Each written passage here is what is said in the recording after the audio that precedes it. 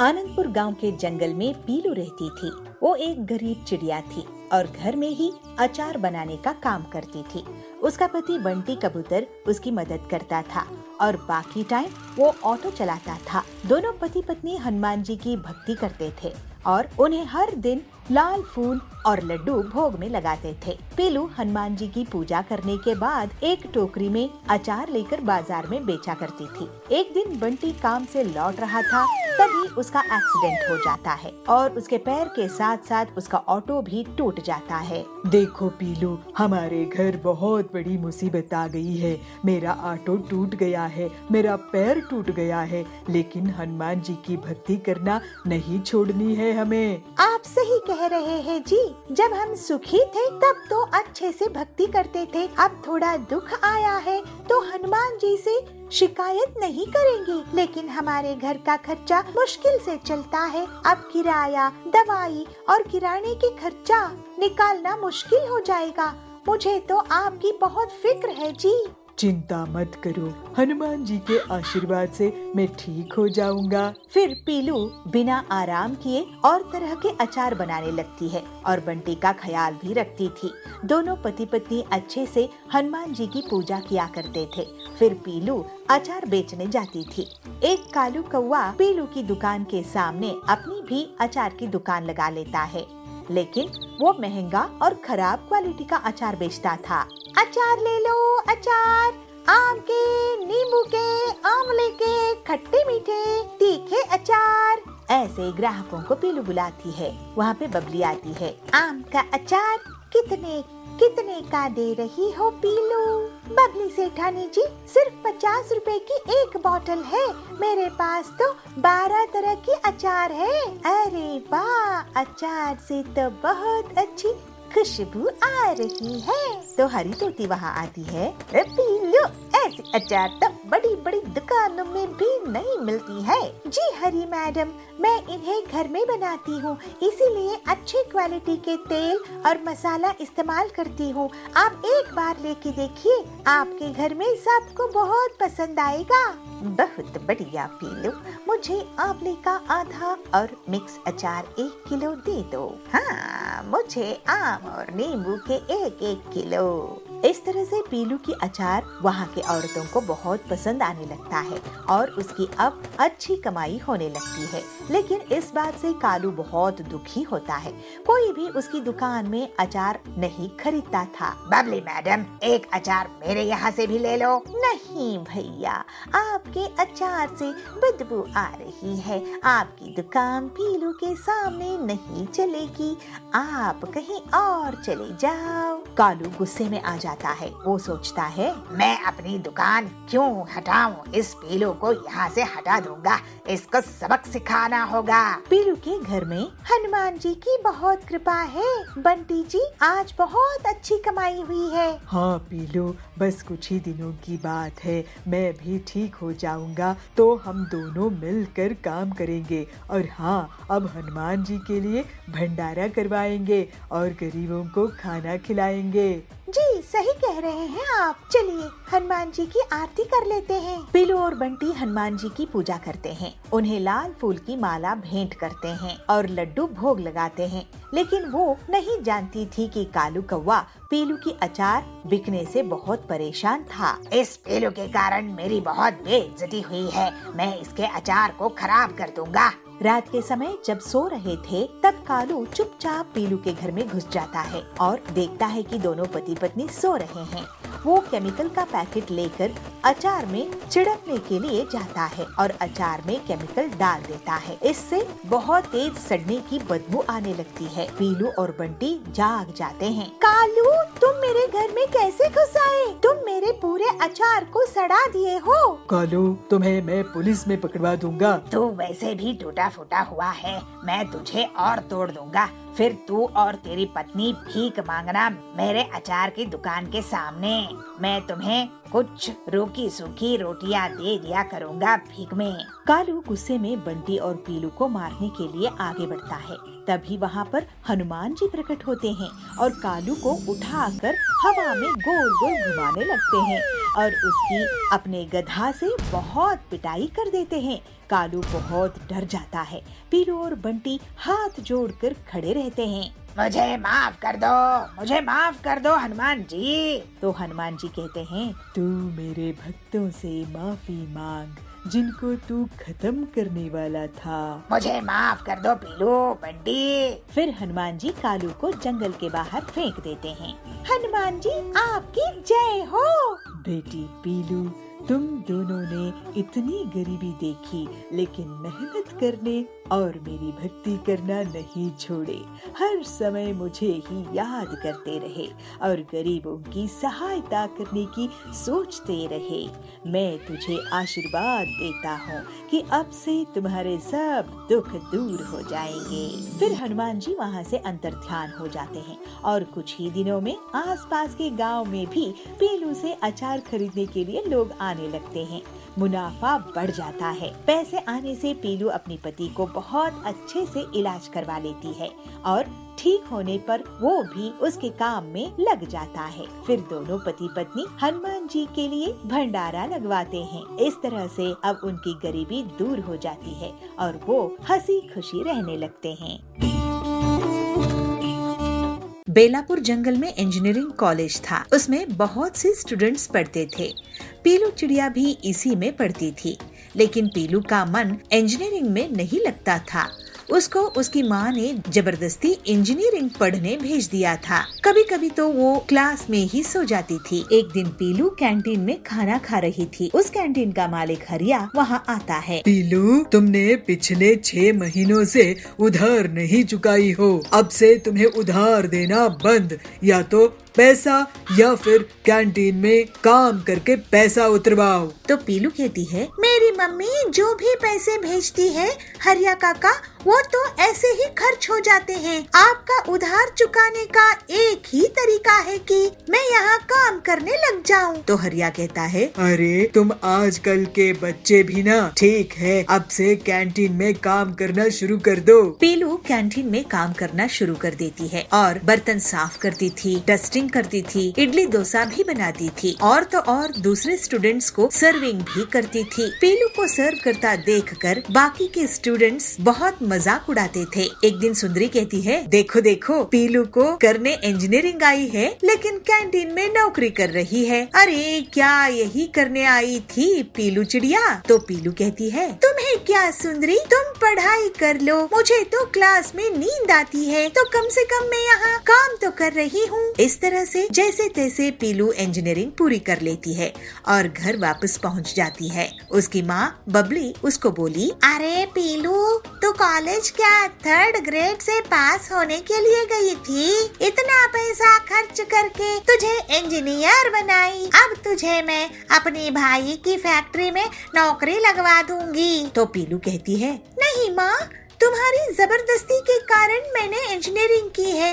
अब मैं तुम्हारी जबरदस्ती से काम नहीं कर पाऊंगी, मैं अपना खुद का काम करूंगी। तो बबली कहती है, खुद का काम करना है तो मैं तुम्हें पैसा नहीं दूंगी। ये सुनकर पीलू सोच में पड़ जाती है। वो अगली सुबह अपनी पुरानी साइकिल रिपेयर करके उसमें एक बोर्ड लगाती है जिसमें लिखा होता है, इंजीनियर का डोसा। पीलू साइकिल में ही डोसा बनाकर बेचती थी और सिर्फ 10 रुपए में बेचा करती थी। जल्द ही उसकी दुकान में लोगों की भीड़ लग जाती है। एक दिन बबली को उसकी एक अमीर सहेली पिंकी चिड़िया कहती है, अरे बहन, क्या तुम्हें पता है कि जंगल में एक बहुत बेहतरीन डोसा वाली आई है? वो सिर्फ 10 रुपए में डोसा बेच रही है। तो बबली कहती है, किसकी बात कर रही हो तुम? तो पिंकी चिड़िया कहती है, कोई है इंजीनियरिंग डोसा वाली। ये सुनकर बबली का सिर चकरा जाता है। ऐसे ही एक दिन पीलू के कॉलेज के स्टूडेंट्स और हरिया कैंटीन वाला उसकी दुकान में पहुंचते हैं और उसकी तारीफ करते हैं। पीलू, तुम तो वाकई में बहुत होनहार निकली। हम तो बस घिसी पिटी नौकरी कर रहे हैं और तुमने तो अपना कारोबार ही शुरू कर दिया है। मैं तुम्हारी हंसी उड़ाती थी, मुझे माफ कर दो। तो पीलू कहती है, अरे इसमें माफी की कोई बात नहीं है सुंदरी और हरिया अंकल, मेरे पास आपको देने के लिए पैसे नहीं रहते थे, लेकिन आपने मुझसे कभी बुरा व्यवहार नहीं किया, जिससे मैं आपसे सीखी हूँ और यहाँ पर सस्ता डोसा बेचने का ये एक बहुत बड़ा कारण है। अगर जबरदस्ती से कोई पढ़ाई करे तो वो किसी काम की नहीं होती है। ये सब बबली एक तरफ खड़ी सुन रही थी और उसे अपनी बेटी पर बहुत गर्व होता है। बेटी, मैं तुझे कितना गलत समझती थी, लेकिन तू बहुत ही समझदार निकली। मुझे तुझ पर गर्व है। इस तरह से पीलू साइकिल में ही डोसा बेचा करती थी और बहुत सफल हुई। नंदन नगर के जंगल में पीलू अपने पति बंटी कबूतर के साथ रहती थी। बंटी मजदूर था और पीलू चाकी की दुकान चलाती थी। दोनों सीधे साधे गरीब थे, लेकिन दुर्गा जी की भक्ति में कोई कसर नहीं छोड़ते थे। दोनों पति पत्नी एक साथ दुर्गा जी की पूजा करते थे और उन्हें लाल चुनरी और अच्छे स्वादिष्ट फलों का भोग लगाते थे। एक दिन बंटी मजदूरी के लिए जाता है तो कालू ठेकेदार उसे कहता है, सुना बंटी, कल से मेरे पास काम पर नहीं आना। मैंने जेसीबी खरीद लिया है। अब से मुझे तुम मजदूर की जरूरत नहीं रहेगी। कालू ये सुनकर उदास हो जाता है। इधर पीलू की दुकान में उसका दुकान का मालिक आता है। पीलू, मैं ये दुकान बेच रहा हूँ, अब इस दुकान को तुम खाली कर दो।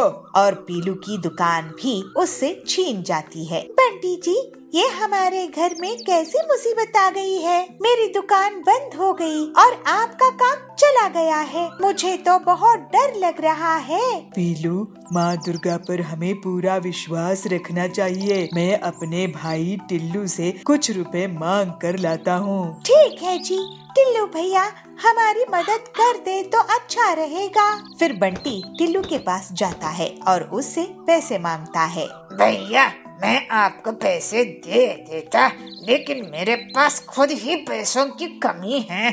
मुझे माफ कर दो। कोई बात नहीं टिल्लू। बंटी को कोई उधार नहीं देता है और ना ही कोई काम दे रहा था। पीलू भी यहाँ वहाँ काम के लिए भटक रही थी, लेकिन उसको भी कोई काम नहीं मिल रहा था। माँ, हम दोनों पति पत्नी अचानक से बेरोजगार और गरीब हो गए हैं। दिन रात काम ढूंढते रहते हैं और इसी वजह से आपकी पूजा अच्छे से भी नहीं कर पा रहे हैं। हमें माफ कर दीजिए माँ। ये आप कैसी परीक्षा ले रही है हमारी? तभी वहाँ दुर्गा माँ प्रकट होती है। बेटी पीलू, तूने मेरी भक्ति में कोई कसर नहीं छोड़ी। मैं तुम लोगों की परीक्षा ले रही थी, लेकिन तुम डर मत, मैं तेरी दुखों को दूर करने आई हूँ। हे माँ, आप ही हमारी शक्ति है। आपकी भक्ति में हम लगे रहे और आपकी सेवा पूजा होती रहे, बस यही आशीर्वाद दीजिए। हाँ बेटी, मेरी आशीर्वाद है। मैं तुझे बांस के बर्तन बनाना सिखा दूंगी। ये ऐसा बर्तन है जो कोई नहीं बना सकता। बेटी, तूने और बंटी ने सिर्फ मुझ पर आश्रित रहे हो,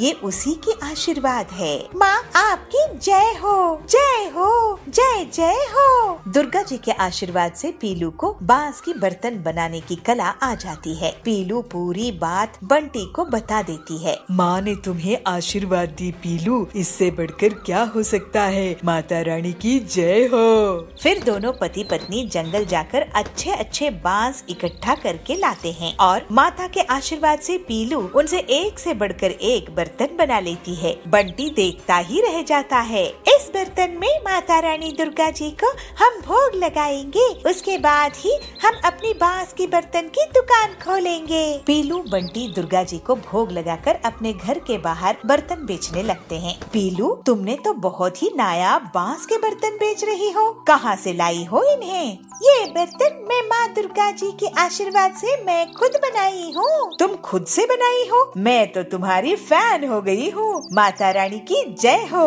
मुझे अब डिनर का सेट दे दो पीलू। पीलू के बांस के बर्तन तो फेमस होने लगते हैं। तभी सुंदरी आती है। पीलू, तुम्हारे बांस के बर्तनों के बारे में बहुत सुनी है।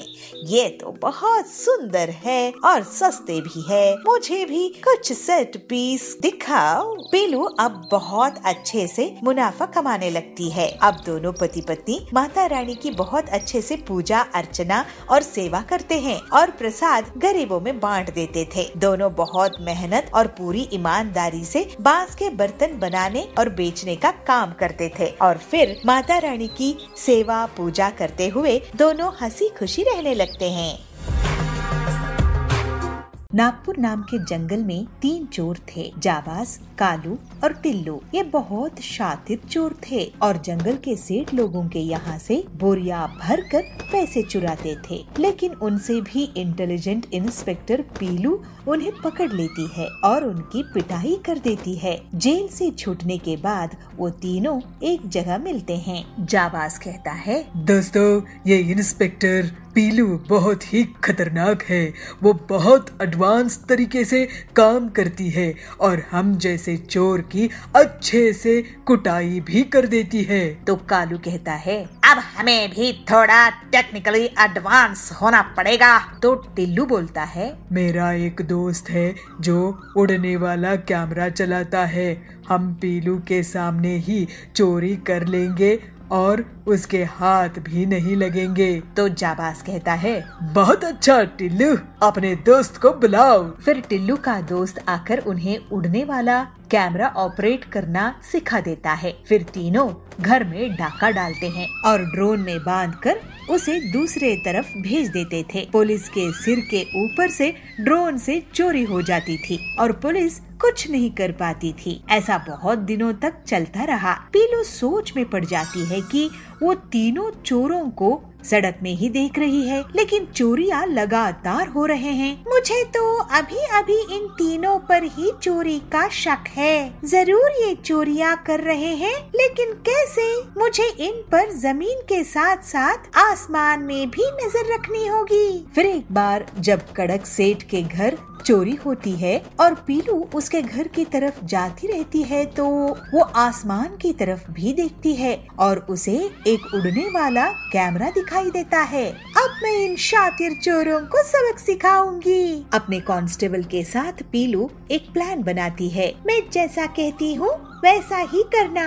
अब उन तीनों की खैर नहीं। एक अमीर सेठ का घर खाली था। वो सभी शादी में बाहर गए थे। तीनों चोर उसके घर में चोरी किए और ड्रोन से पैसे उड़ाने लगे। देखो पीलू मैडम कितनी बेवकूफ है। तो कालू कहता है, कंगाल कर देंगे और पुलिस देखती रहेगी। तो टिल्लू बोलता है, बहुत होशियार बन रही थी पीलू, हमारी कमर तोड़ दी पिटाई कर करके।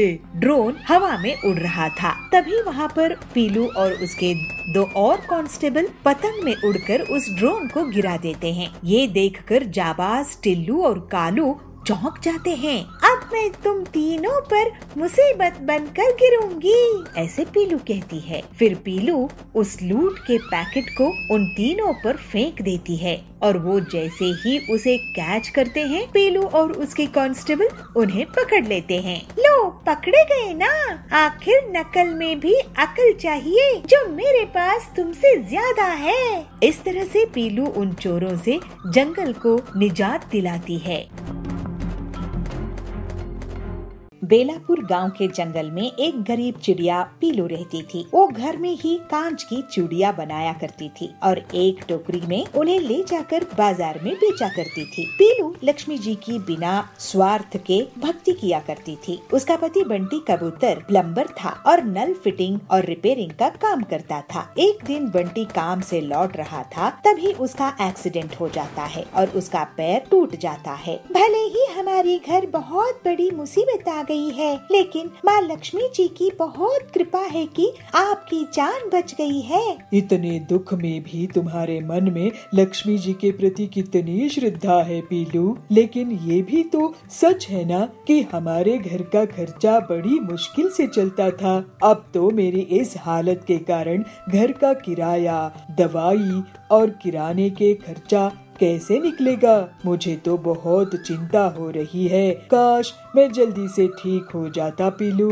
आप चिंता मत कीजिए, लक्ष्मी माँ के आशीर्वाद से सब संभल जाएगा। मैं और मेहनत से कांच की चूड़ियाँ बनाया करूँगी। अभी तो त्योहार का सीजन आने वाला है, हो सकता है कि हमारी अच्छी कमाई भी हो जाए। ऐसे कहकर पीलू बिना आराम किए चूड़ियाँ बनाती थी और बंटी का ख्याल भी रखती थी। इस वजह से वो भी थोड़ी कमजोर हो गई थी। घर का खर्च अब भी बड़ी मुश्किल से निकल रहा था। एक दिन वो अपनी कांच की चूड़ियाँ बेचने के लिए बाजार जाती है। चूड़ियाँ ले लो चूड़ियाँ, रंग बिरंगी चूड़ियाँ, कांच की चूड़ियाँ ले लो, ऐसे ग्राहकों को बुलाती रहती है। तभी वहाँ पे बबली आती है। कितने की चूड़ियाँ दे रही हो पीलू? बबली सेठानी जी, सिर्फ 50 रुपए की 12 चूड़ियाँ है, ले लीजिए, आपके हाथों में बहुत अच्छी लगेंगी। अरे वाह, इतनी सस्ती और इतनी अच्छी चूड़ियाँ हैं ये। मुझे तो तुम 200 रुपए की लाल हरी चूड़ियाँ दे दो, इस त्योहार में बहुत अच्छी लगेंगी। पीलू, ऐसी चूड़ियाँ तो बड़ी बड़ी दुकानों में भी नहीं दिखती हैं। तुम कहाँ से लेकर आई हो? मैं इन्हें खुद घर में बनाती हूँ। इन्हें मैं लक्ष्मी जी की भक्ति के कारण ही बना सकती हूँ, हरी मैडम, क्योंकि उन्हें ऐसी चूड़ियाँ बहुत पसंद है। बहुत बढ़िया पीलू, मुझे भी 200 की दे दो, मिक्स मैच करके मैं भी तुम्हारे इन्हीं पर लक्ष्मी जी के भक्ति करते हुए ही ये चूड़ियाँ पहनूंगी। इस तरह से पीलू की चूड़ियाँ वहाँ की औरतों को बहुत पसंद आने लगती है और उसकी अब अच्छी कमाई होने लगती है। देखिए जी, आज कितनी अच्छी कमाई हुई है। माँ लक्ष्मी जी, बहुत धन्यवाद आपका। हाँ पीलू, बस कुछ ही दिनों की बात है, मैं भी ठीक हो जाऊंगा तो दोनों माँ लक्ष्मी जी के लिए भंडारा करेंगे, गरीबों को खाना खिलाएंगे। बहुत अच्छे विचार है जी। अब मैं माँ लक्ष्मी जी को उनकी पसंद की कमल की माला अर्पित करती हूँ और उन्हें शुद्ध घी के लड्डू भोग में लगाती हूँ। पीलू लक्ष्मी जी को कमल की माला और लड्डू अर्पित करती है, लेकिन वो नहीं जानती थी कि कालू कौवा पीलू की चूड़ियाँ बिकने से बहुत परेशान था। कालू कौवे की चूड़ियों की दुकान थी, लेकिन वो महंगी और खराब क्वालिटी की चूड़ियाँ बेचने लगा था। इसी वजह से उसकी दुकान में अब औरतें नहीं जाती थी। इस पीलू के कारण मेरी दुकान तो बहुत नुकसान हो रहा है, इसे यहाँ से भगाता हूँ। फिर वो पीलू के पास जाता है।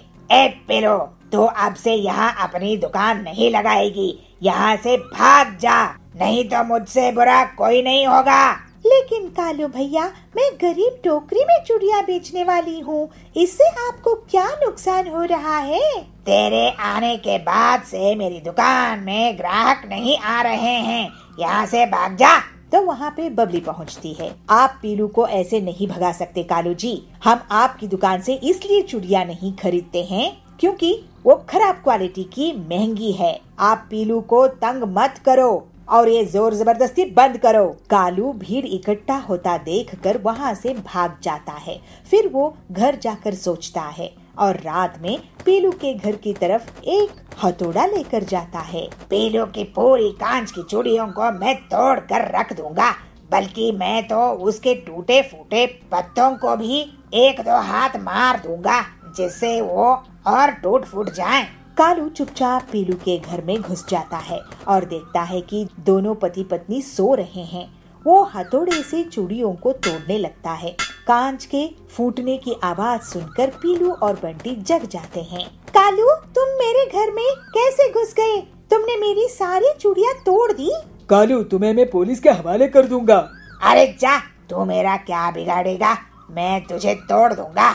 वो उसे मारने के लिए आगे बढ़ता है और उसी समय पीलू माँ लक्ष्मी जी का ध्यान करती है। अचानक से कालू हवा में गोल गोल घूमने लगता है और उसका हथौड़ा उसी पर गिर जाता है। तभी वो देखता है कि कांच की चूड़ियाँ जो उसने तोड़ी थी सब की सब फिर से जुड़ जाती है। ये क्या हो रहा है? मुझे माफ कर दो पीलू। कालू को पुलिस पकड़कर ले जाती है और सबके जाने के बाद पीलू को माँ लक्ष्मी जी के दर्शन होते हैं। माँ लक्ष्मी, आपकी जय हो, आपकी बहुत दया है माँ मेरे ऊपर। बेटी, तू इतनी गरीबी देखी लेकिन मेहनत करना और मेरी भक्ति करना नहीं भूली। मैं तुझे आशीर्वाद देती हूँ, अब से तेरी हर तकलीफ दूर हो जाएगी। फिर माँ लक्ष्मी वहाँ से अंतर्ध्यान हो जाती है और कुछ ही दिनों में आसपास के गांवों में भी पीलू की कांच की चूड़ियाँ खरीदने के लिए लोग आने लगते हैं। मुनाफा बेहद बढ़ जाता है। पैसे आने से पीलू अपने पति का बहुत अच्छे से इलाज करा लेती है और ठीक होने के बाद वो भी उसी काम में लग जाता है। फिर दोनों पति पत्नी लक्ष्मी जी के लिए भंडारा करवाते हैं। इस तरह से अब उनकी गरीबी दूर हो जाती है और वो हंसी खुशी रहने लगते हैं।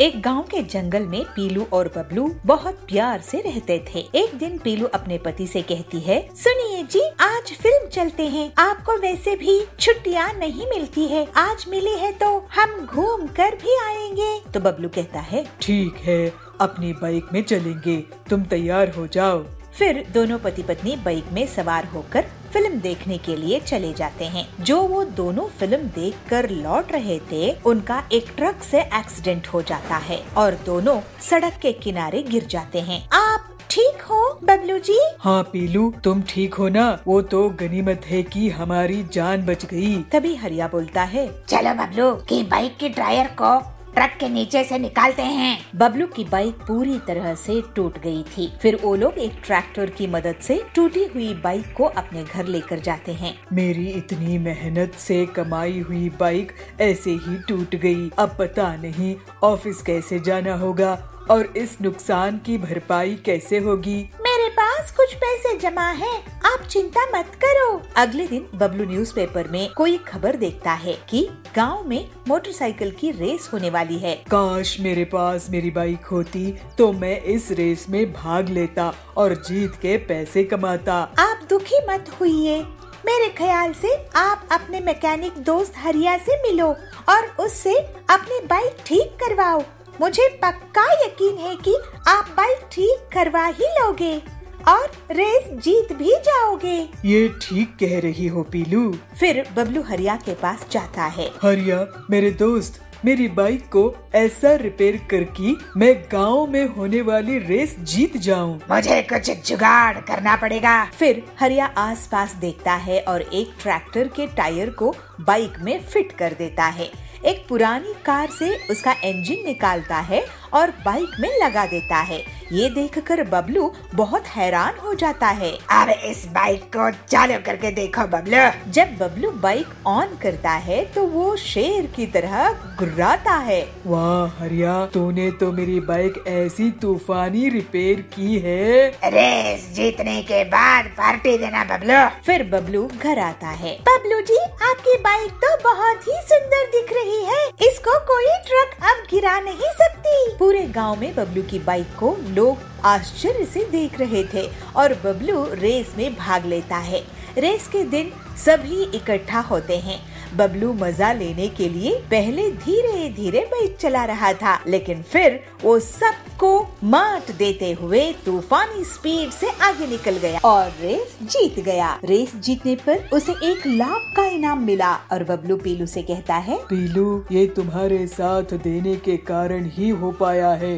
तूने मेरा मनोबल टूटने नहीं दिया और मुझे रेस में भाग लेने के लिए बाइक ठीक करने का आइडिया भी दिया। क्यों नहीं जी, आखिर आपकी पत्नी जो हूँ, आपकी जीत में मेरी जीत है। इस तरह से पीलू और बबलू हंसी खुशी रहने लगे।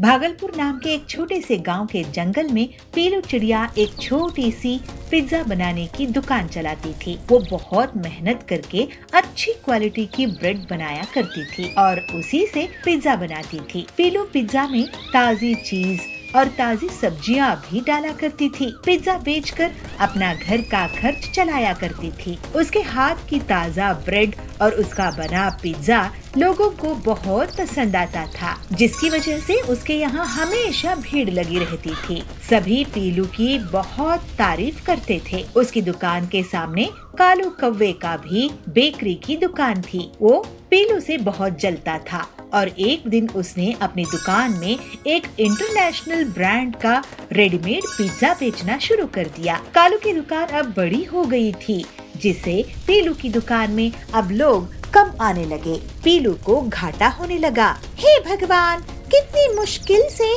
मैं अपनी दुकान चलाती थी।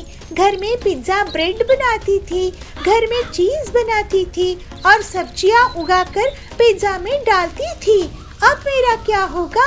एक दिन पीलू को दूध सप्लाई करने वाला हरिया तोता पीलू के पास पहुंचता है। अरे पीलू बहन, क्या बात है, आप आजकल दूध का नया ऑर्डर नहीं कर रही हो? पहले तो इस मौसम में 10-10 लीटर दूध मंगवाती थी। तो पीलू कहती है, क्या बताऊं हरिया काका, कालू की बड़ी दुकान के कारण मुझे बहुत नुकसान हो रहा है।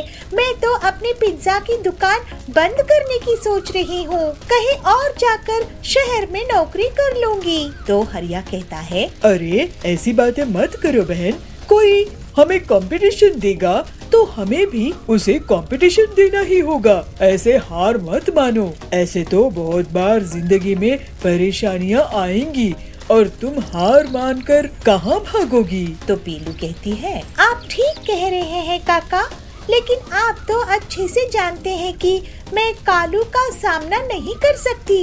जल्दी ही मेरा इतना नुकसान हो जाएगा कि मुझे उधार लेना पड़ जाएगा और मैं पूरी तरह से बर्बाद हो जाऊंगी। तो हरिया कहता है, तुम इतना मत सोचो पीलू, मैं तुम्हारे लिए एक रास्ता निकालता हूँ। मैंने सुना है कि यूरोप से एक नया चिकन आया है, पिंकी चिकन।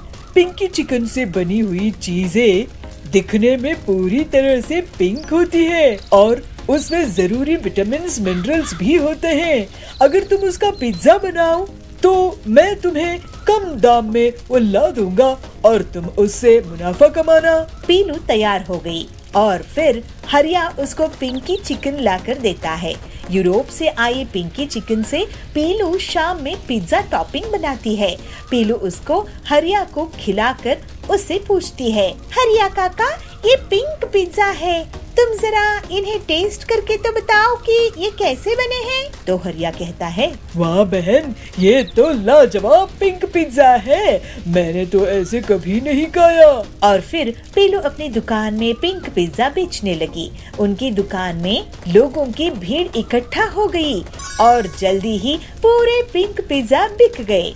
इसके बाद आए दिन उसको हरिया पिंक चिकन सप्लाई करने लगा। पीलू अपने पिंक पिज्जा को बहुत कम दाम में बेचती थी। इसी वजह से कालू कव्वे की इंटरनेशनल ब्रांड की बेकरी अब ठप पड़ने लगी। पीलू के पिंक पिज्जा को अब बड़े बड़े ऑर्डर्स मिलने लगे और जल्दी ही वो बहुत अमीर हो गई। लोग उसके पिज्जास को बड़ी बड़ी शादी और पार्टी में ऑर्डर कर रहे थे, लेकिन पीलू ने कभी उसके दाम नहीं बढ़ाए। इस वजह से गरीब लोग भी उसके पिंक पिज्जा को खा सकते थे। एक दिन फोर्ड चैनल वाले उसकी दुकान में वीडियो शूट करने के लिए आते हैं। इसे पीलू और भी प्रसिद्ध होने लगी। फिर पीलू अपना जीवन हंसी खुशी बिताने लगी।